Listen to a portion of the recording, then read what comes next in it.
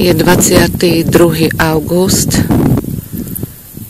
Ja sa nachádzam na lúkach nad Liptovskou tepličkou a zapozerala som sa na farby, ktoré mi táto lúka ponúka.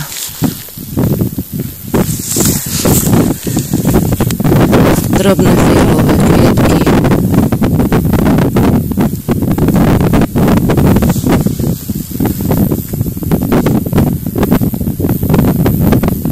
žlté,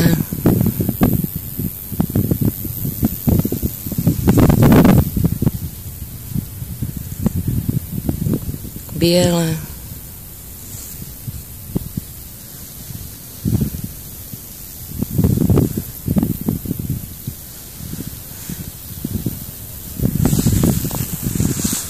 a tu som v pozadí zbadala aj veľmi zaujímavú rastlinu, bodliak.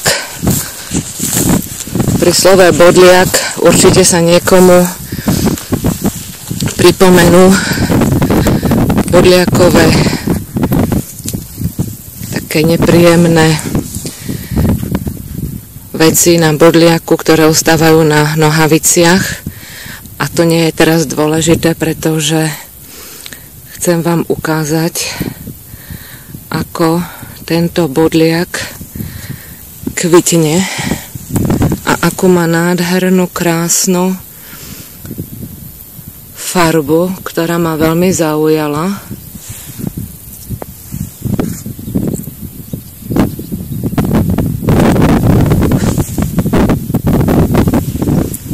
No čo poviete, páči sa vám tá farba? Je úchvatná.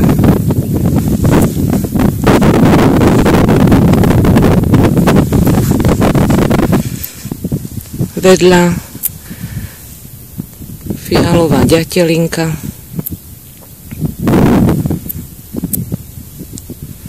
a žltý kvietok.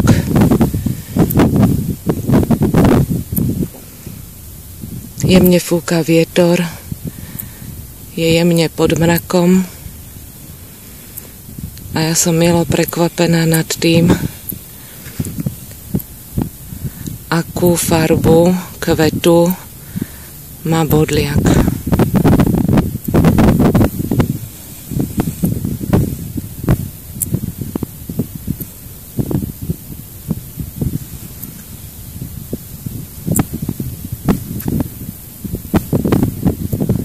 Všímajme si farby okolo nás.